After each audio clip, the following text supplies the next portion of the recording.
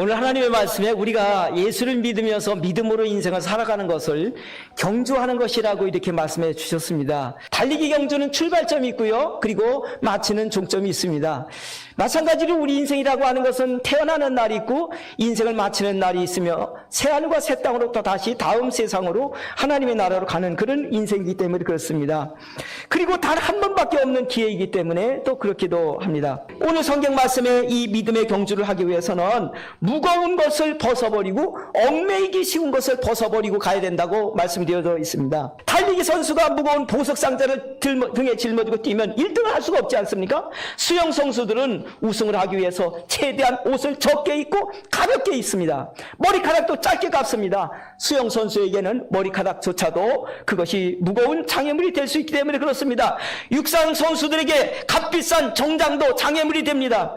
우리도 인생을 살아가는다 보면은 이것저것 무거운 짐들이 우리에게 생기게 됩니다. 그래서 때로는 걱정, 근심을 하게 됩니다. 걱정, 근심하다가 나중에는 주저앉게 되고 신앙을 후퇴하게 되고 그런 사람들도 더러 생기게 됩니다. 그래서 그러면 어떻게 하란 말이냐? 성경에는 뭐라고 하셨습니까? 너희 염려를 주께 맡겨버리라고 하셨습니다. 주께 던져버리고 살라고 하셨습니다. 그렇게 하면 우리 모든 지혜를 뛰어넘는 하나님의 놀라운 지혜로 우리의 마음과 생각을 평강으로 지켜준다고 하셨습니다. 또 우리를 짓누르는 무거운 짐들이 있습니다. 남들은 돈 잘 벌고 출세를 해가지고 저렇게 고급 승용차에다가 고급 주택에서 살고 있는데 나는 이게 뭔가? 그래서 나는 인생 뒤떨어진 것 같고 나는 인생을 성공하지 못한 사람과 같은 그런 마음을 가지고 늘 무거운 마음을 가지고 많은 사람들이 살아가고 있습니다.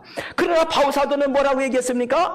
나는 이 모든 것을 배설물로 여긴다고 했습니다. 저와 여러분에게는 천국이 있는 것을 믿으시기 바랍니다. 그런데 우리는 가진 게 사실은 너무 많습니다. 땅의 것에만 집착하는 욕심을 버리고 땅의 것을 최대한 가볍게 하고 살아가시기 바랍니다. 뿐만 아니라 얽매이기 쉬운 죄를 벗어버리고 경주를 하라고 하셨습니다. 죄는 우리를 올가매서 하나님의 교회를 해치고 어지럽히고 성도들의 믿음을 후퇴하게 하는 일을 하게 합니다. 죄는 믿음의 경주를 할 수 없도록 우리를 얽어냅니다.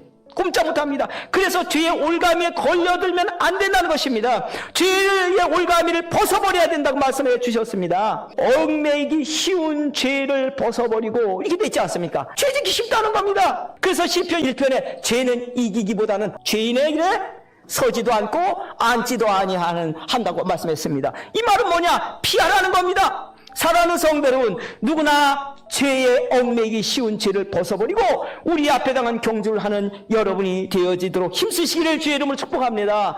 이 믿음의 경주를 잘하기 위해서 인내로서라고 오늘 그렇게 말씀되어져 있습니다. 최고의 100m 달리기 선수들은 이 100m를 뛸 때 한 번도 안 쉬고 마지막 종점까지 참고 뛰는 것입니다. 무슨 경기든지 참고 하지 않으면 승리할 수가 없지 않습니까? 사랑은 오래 참고 사랑도 오래 참아야 할 수가 있습니다. 그래서 성령이 주시는 9가지 열매 중에서 한 가지 열매가 뭐냐면 오래 참는 열매라고 말씀해 주셨습니다. 왜냐하면 사랑도 오래 참아야 유지를 할 수가 있습니다. 화평도 참아야 화평케 할 수 있습니다. 자비도 참아야 자비로운 삶을 살 수가 있습니다. 충성도 참고 견뎌야 충성할 수 있습니다. 믿음으로 살아가는 게 다 그렇습니다.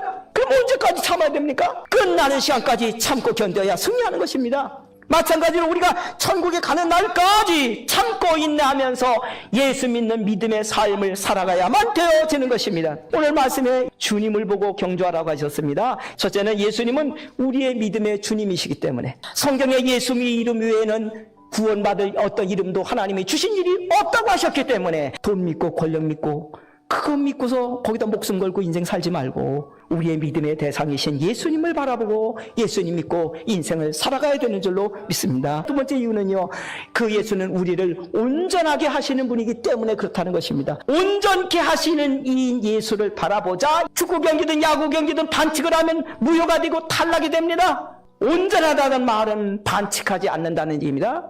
인생을 살아가면서 바른 길을 벗어나서 사는 일이 너무 많습니다. 그런데 여러분, 제 자신이 언제 제가 죄를 안 짓게 되는지 여러분 아십니까? 예수님을 바라보고 있는 순간에는 죄 안 짓게 됩니다. 왜냐하면 예수님께서 나를 온전하게 붙들어 주시기 때문에 그렇습니다. 왜 예수님을 바라봐야 되느냐? 목적지가 분명히 있어야 되지 않겠습니까? 목적지를 알고 그 목적지를 바라보고 목적지를 향하여 달려야 결승점에 도달할 수 있습니다. 2절에 보니까 예수님께서 하나님 보좌 우편에 계신다는 것입니다. 천국에 계신다는 것입니다. 그러니까 예수님을 바라보고 뛰는 건 뭐냐? 그 예수님 것인 천국에 가기 위하여 바라보고 뛰는 것인 줄로 믿습니다. 사랑하는 성도 여러분, 오늘 주님의 말씀과 같이 우리는 이 천국에 이르을 때까지 이 예수 믿고 믿음으로 살아가는 이 다름질을 해야 합니다.